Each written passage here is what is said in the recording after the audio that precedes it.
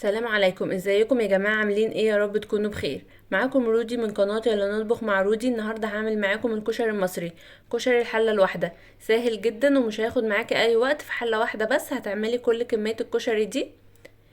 اتمنى وصفة النهاردة تعجبكم وتقولوا لي ايه رأيكم في الكومنتات. يلا بينا نسمي الله ونصلي على الرسول ونبدأ. وصفتنا عبارة عن ايه؟ اول حاجة معايا بصل مقطعاه جوانح، وحطيت عليه معلقة ملح، وحطيت عليه نشا، وقلبته كويس مع الملح والنشا عشان يبقى مفلفل كده. وبعد كده جبت حله وحطيت عليها كوبايه زيت. طبعا ما تستكتريش الزيت عشان احنا هنعمل بيه كل حاجه، هنقلي فيه البصل، وكمان هناخد من الزيت ده عشان نعمل بيه الصلصه. الصلصه الوحيده اللي هنستعمل لها حله تانية، اما بقيت مكونات الكشري هتبقى كلها في حله واحده. انا زي ما قلتلك حطيت كوبايه زيت وحطيت كميه من البصل. طبعا بلاش نكتر البصل في الحله عشان ما يبقاش كله فوق بعضه، لازم يبقى في مساحه ما بين بعضهم عشان يتحمروا ويبقوا مقرمشين. وانا هنا كان البصل اخد معايا لون وطلعته. وبعد كده طبعا هصفي الزيت من البصل عشان هيبقى فيه برضو حاجات صغيرة، هصفيه. وبعد كده هرجعه الحلة تاني. انا هنا البصل طلعته على مناديل عشان يتصفى من الزيت. وبعد كده زي ما قلتلك بقى جبت حلة تانية عشان هعمل فيها صلصة. الصلصة الوحيدة اللي اخدت معايا حلة تانية. وبعد كده حطيت شوية زيت من الزيت اللي قلنا في البصل، وحطيت عليه معلقه كبيره توم، وقعدت اقلب كده واشوح التوم مع الزيت. هو بس يا دوب اشم ريحه التوم، يعني مش عايزينه ياخد لون ولا اي حاجه. بعد كده حطيت عليه عصير الطماطم واقلب كويس. بعد كده حطيت صلصه عشان اخلي الطماطم تبقى حمرا وحلوه. طبعا بستعمل صلصه هاينز، بتبقى حلوه جدا ولونها بيبقى جميل. وبعد كده حطيت معلقه ملح، معلقه سكر. طبعا بنحط سكر عشان تعادل حموضه الطماطم، فلازم تحطي سكر مع اي عصير طماطم. وحطيت معلقه فلفل اسود، يبقى حطيت معلقه ملح ومعلقه سكر ومعلقه فلفل اسود. وهحط كمان مكعب مرق الدجاج، بيخلي صلصه حلوه قوي، يعني زيها زي بتاعه المحلات بالظبط، صلصه المحلات بالظبط. وبعد كده حطيت معلقه كمون ومعلقه كزبره. يبقى معلقه ملح ومعلقه سكر ومعلقه فلفل اسود ومكعب مرق الدجاج ومعلقه كمون ومعلقه كزبره. واقلب كويس كلهم كده مع بعضه عشان كله يختلط من بعضه. واغطيه بقى واسيب الصلصه تتسبك. وبعد كده رجعنا للحله تاني فيها بقيه الزيت، وحطيت عليها كوبايه شعريه، واقعد احمر في الشعريه كويس.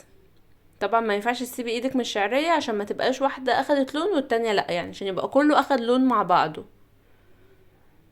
قلبت الشعريه كويس. طبعا على حسب اسرتك، تحبي تزودي او تحبي تقللي، يعني الكميه اللي انا عاملاها دي برضو تنفع اسره كبيره. وهنا كانت الشعريه ابتدت هنا تاخد لون.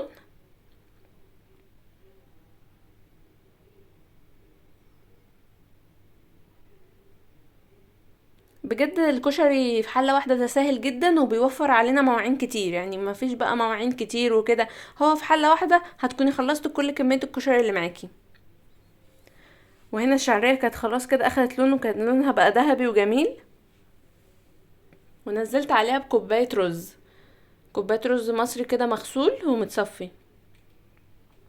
وقلبت كله كويس. لازم الرز اقلبه كويس مع الشعريه عشان يبقى مفلفل. وحطيت كمان عليهم كوبايه عدس بجبه. انا العدس كنت نقعاه في ميه سخنه لمده ساعه، كان حلو جدا. وبعد كده حطيت بقى كيس مكرونه عقل صغيره، واحط الميه يا دوب الميه بس تغطي معايا المكونات، مش عايزين ميه كتير. بعد كده بقى حطيت معلقه ملح ومعلقه كمون وقلبته كويس. وبعد كده هحط نص كيس بقى مكرونه سباكيتي بالطول وبالعرض كده، لازم تحطيها عشان ما تعجنش، لازم بالطول وبالعرض. بعد كده تغطيها يا دوب بس تتشرب الميه وتقلبي.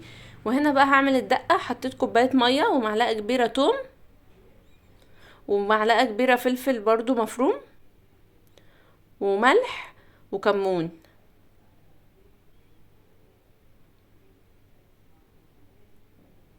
وحطيت كمان كزبره وخل، يعني كوبايه ميه وكوبايه خل. وبعد كده هحط بقى عصير ليمون عليها. حطيت كده نص عصيرة ليمون. وحطيت النص التاني. وبجد بقى هنقلب كله، وبجد بقى هيبقى معاكي احلى دقة زي بتاعت محلات الكشري بالظبط. وبس كده، وبجد كده عملنا احلى كشري محلات بالظبط. وده كان الشكل النهائي. اتمنى يعجبكم وتقولوا لي ايه رأيكم في الكومنتات. طبعا ما تنسونيش في اللايك والاشتراك وتفعيل زر الجرس ليصلك مني كل فيديو جديد بنزله. واسيبكم بقى مع شكل الكشري الجميل ده. اشوفكم ان شاء الله في فيديو تاني جديد، ومع السلامة.